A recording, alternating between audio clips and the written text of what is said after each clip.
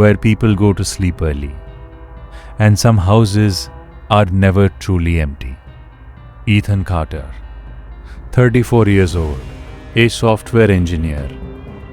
He had just moved from Portland to Willow Creek for a new job. He found a large house at a surprisingly low price, a little outside town, right next to the woods. People warned him, "Don't move into that house. Others have lived there but never for long." Ethan just laughed. Old stories, nothing else.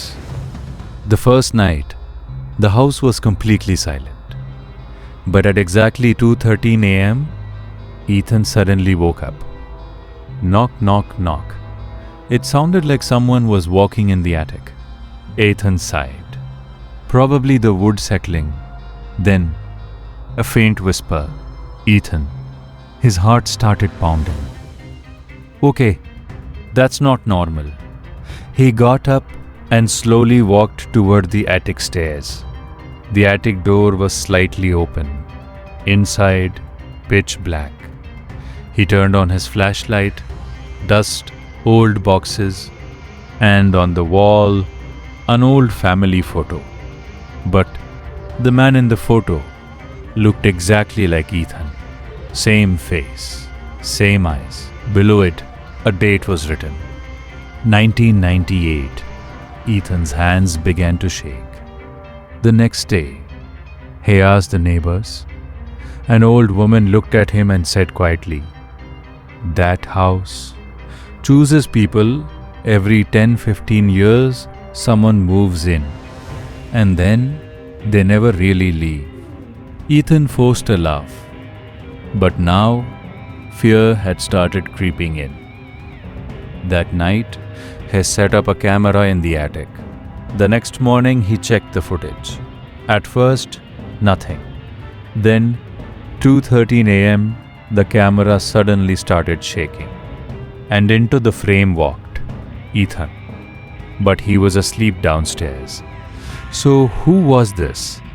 The Ethan in the video slowly walked toward the camera, looked directly into it, and whispered, "Why did you come here?"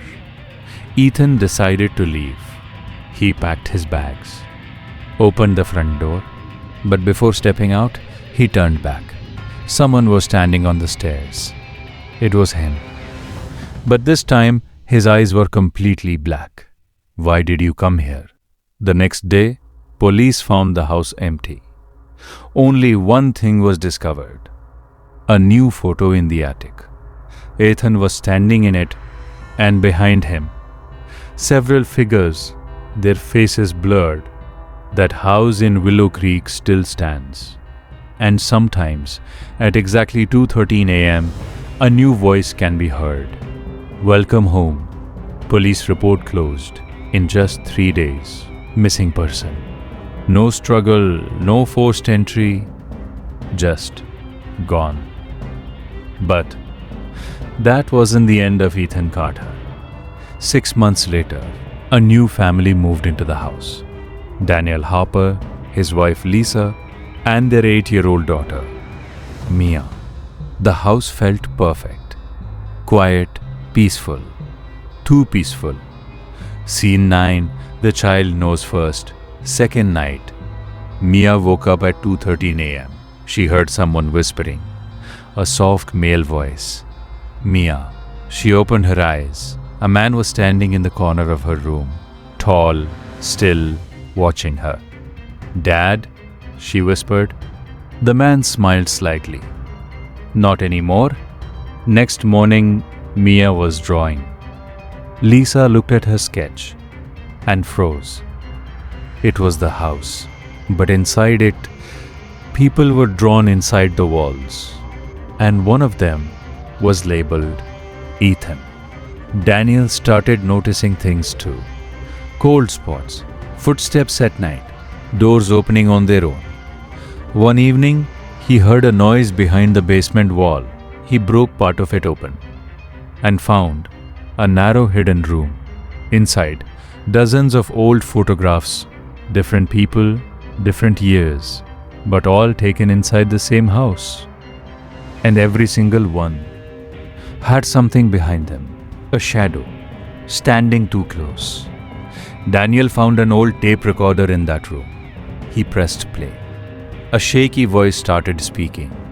"I am Ethan. If anyone finds this, don't stay here." Heavy breathing. It copies you. It learns you. And when it's ready, static, it replaces you. That night, Lisa noticed something strange.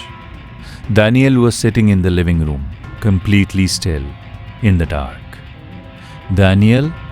He slowly turned his head, too slowly, too unnatural, and smiled. "We're not leaving." Too unnatural. Mia tried to run, but the house felt different.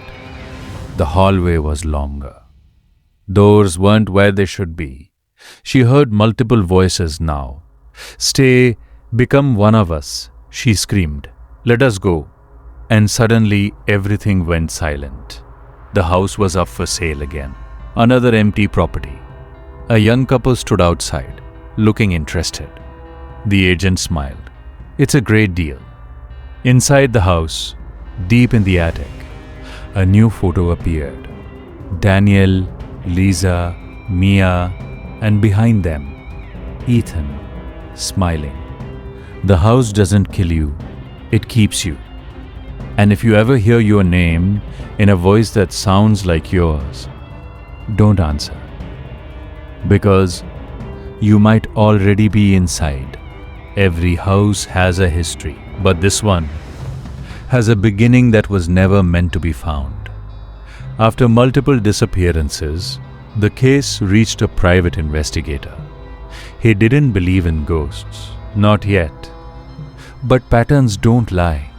Same house, same time. Every 10-15 years, people vanish. No bodies, just photos.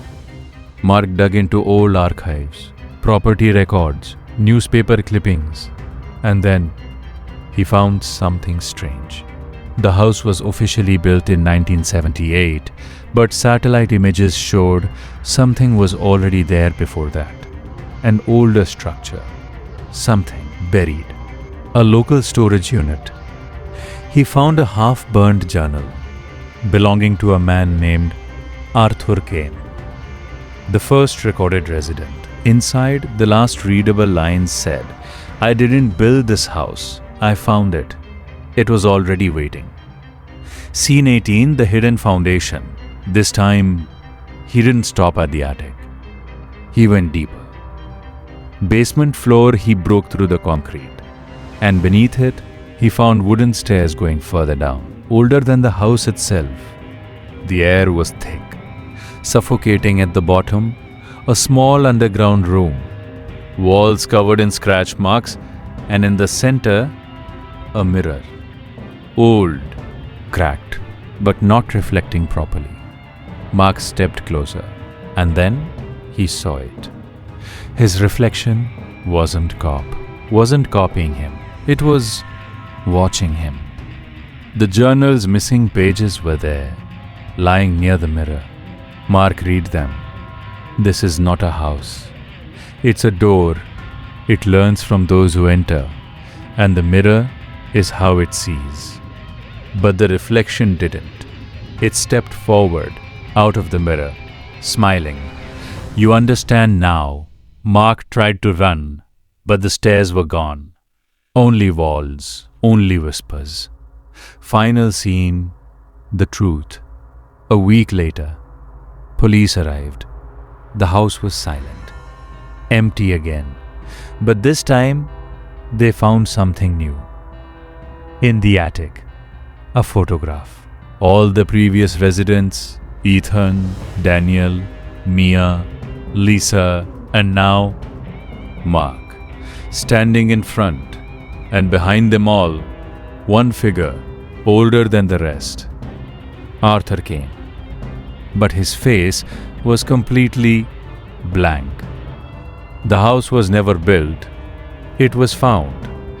And it doesn't just take people, it copies them, replaces them, remembers them. So if you ever find a house, that feels like it knows you, don't go inside. Because the moment you do, it already has your reflection.